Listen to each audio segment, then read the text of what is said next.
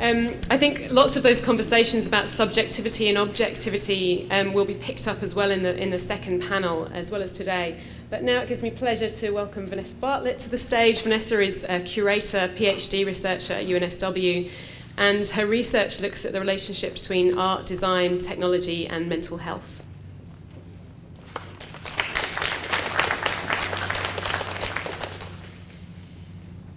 Thanks, Lizzie. Can everyone hear me okay? Is the mic high enough? Great. It's a great pleasure to be here this morning, this afternoon, in fact. You'll have to excuse me, I'm a little bit jet-lagged. I'm, as Lizzie says, a curator and a researcher studying my PhD at UNSW. I'm primarily based here in Australia, but you'll hear during the course of my talk that a lot of my work also takes place in the UK, which is geographically difficult from a researcher's perspective, but that's what I'm doing at the moment. So I'm going to talk about my most recent exhibition project, which was called Group Therapy, Mental Distress in a Digital Age. And this exhibition was recently honoured FACT, Foundation for Art and Creative Technology in the UK. And a version of the exhibition will be exhibited at UNSW Art and Design in 2017. So as Lizzie said, my research approaches mental health through the arts, primarily as a product of social and political conditions rather than an outcome of individual brain-based pathologies. So I hope that in the context of today's discussion I can demonstrate how art is perhaps a very crucial tool in framing the mind as something that is determined not just by the language and the conditions of science, but is also a product of social, political, and technologically determined experiences. So the image that you're seeing there is a couple of overviews of the group therapy exhibition installed at FACT. Recently I worked in collaboration with FACT, Foundation for Art and Creative Technology, on the curation of a major exhibition about the relationship between technology and mental health. Group Therapy, Mental Distress in a Digital Age presented a diverse collection of artworks, research and design innovation exploring connections between mental health and the values, political conditions and technologies that structure our lives. It sought to frame mental health not as a problem that affects a small cohort of people living on the fringes of society, but as a social issue that plays a part in all of our lives. And as a researcher and a curator, I position this approach to the topic of mental health in line with critique of the biomedical model of mental illness.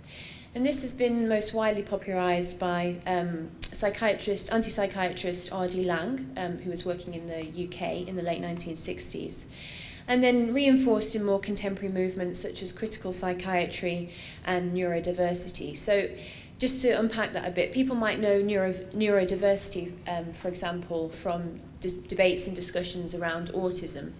So there's the discussion about whether autism is in fact something that should be seen as a disability or a pathology, or whether in fact it is actually just one of the many possible configurations of what a human brain can be like, and whether it's actually only our kind of social values that really make it into something that's abnormal or difficult. So what all of these movements have in common is that they situate the problem of mental illness not simply in biological and brain-based factors, but in the highly structured set of rules that we use to determine so-called rational behaviour. And I think that the influence of these ideas is gradually gaining traction in arts practice, particularly in the UK, as evidenced in the emergence of several high-profile arts festivals and projects. So this includes something called the Anxiety Festival, which was organised by the Mental Health Foundation in London in 2014. And this explored, and this is a quote from their website, how the problem of anxiety has become a driving force in all of our lives. And I should say at this point, a little plug, there'll be a version of the Anxiety Festival coming to UNSW in 2017. But what's deeply galvanising for me about this approach to mental health in the arts is that it affords the opportunity to move beyond a kind of traditional notion of the therapeutic value of the artworks for disadvantaged or non-normative groups, as we might see in, for example, socially engaged arts practice, community arts and some arts and health projects. Instead, it raises the opportunity to consider how contemporary social and political constructs might impact on everybody's mental health more broadly. So the exhibition brought together 14 artists working with a variety of very disparate practices. It responded to an emerging nexus between pioneering artist research using technology, examples of which you can obviously see today, and digital innovation in psychotherapy and healthcare. So just very briefly, it's becoming increasingly common, for example, to have apps that support young people in the monitoring of their mental health. And these are very often kind of clinically endorsed products.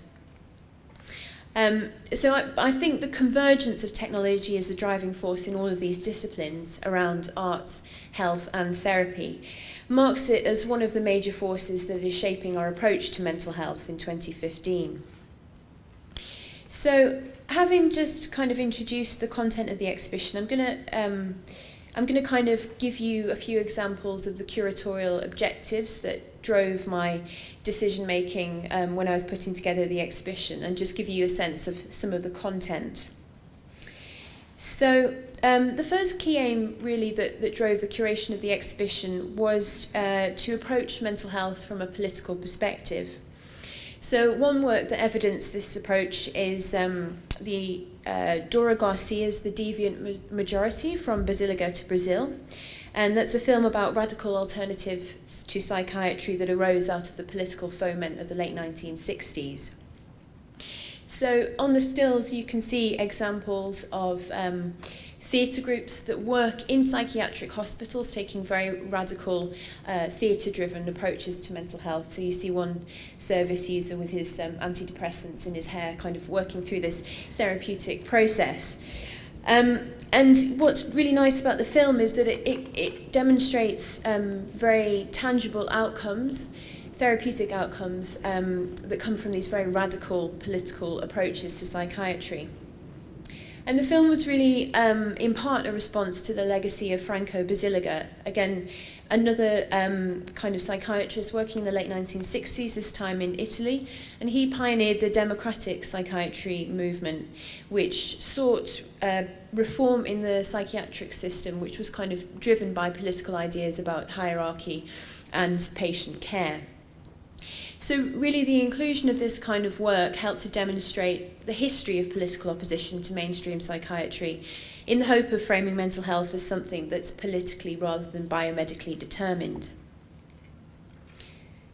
Second key aim was to encourage viewers to reflect on their own mental health in the gallery space. Now, I don't need to say very much about this work, obviously, because we've heard about it already this morning, but I selected George Cutt's The Heart Library, really to help viewers reflect on their own embodied space while in the gallery. So hooking up their heart rate to this heart rate monitor allowed them to get a sense of how anxious they were, how they were feeling, and put them in control of their own physical state. And for me, really, the inclusion of this kind of work helped to shift the focus from the representation of mental health as a kind of pathological other to emotional distress as a kind of experience that we all embody and that we all have in common. And the final key aim was really to reflect on the relationship between technology and mental health. So as I mentioned very briefly, I mean, technological innovation is becoming increasingly important in clinical care. And to evidence this, I included examples of a couple of the apps that I mentioned earlier. So on the small screens in the image behind me, you can see a few apps, one particularly called Doc Ready, which is an app that's designed to support young people through their first visit to their GP to talk about their mental health. So it gives them the opportunity, for example, to list questions that they might want to ask, and also to find out exactly what kind of support they are entitled to. And I chose to pair these apps with an ECT machine, which I included primarily as a way of underlining the fact that actually we have been using technology to build better brains for a very long time. The first use of ECG-like technology is on record as early as the 1700s. For anyone who doesn't know, an ECT machine is basically a device that applies electrical currents to the brain. It's used in the treatment of very severe symptoms of depression, most commonly. And it's very controversial because it has the known side effects of memory loss and very often brain damage as well. So it can only be used now with patient consent. But again, this allowed me to kind of pick up a narrative about the history of technology in mental health care, but how technological innovation has, in the past at least, played its part in the aggressive control of patient behaviour.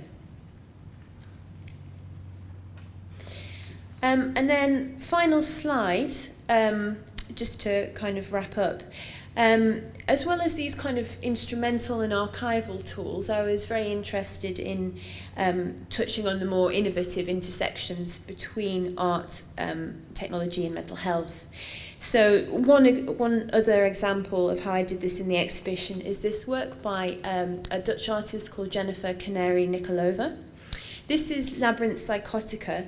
The work is an artist's PhD project, but it's very interestingly, it's often used in clinical settings to educate psychiatrists about what the experience of psychosis might be like. So the work is an immersive labyrinth-like environment which uses directional speakers and flashing LED lights. And in some people, it does create hallucination-like experiences. But even if people don't get hallucinations as such, the environment is very good at creating kind of anxiety, fear, paranoia, all of the things that are actually very much the day-to-day kind of embodied experience of psychosis. So we hear about auditory hallucinations and hearing voices, but actually, you know, in the day-to-day experience of psychosis, it is the anxiety and the paranoia and the fear which really determines and affects people's behaviour. So as people walked around this environment, they were kind of subject to all of this emotional distress, and so the work therefore helped to underline the capacity that we all have for psychotic thinking.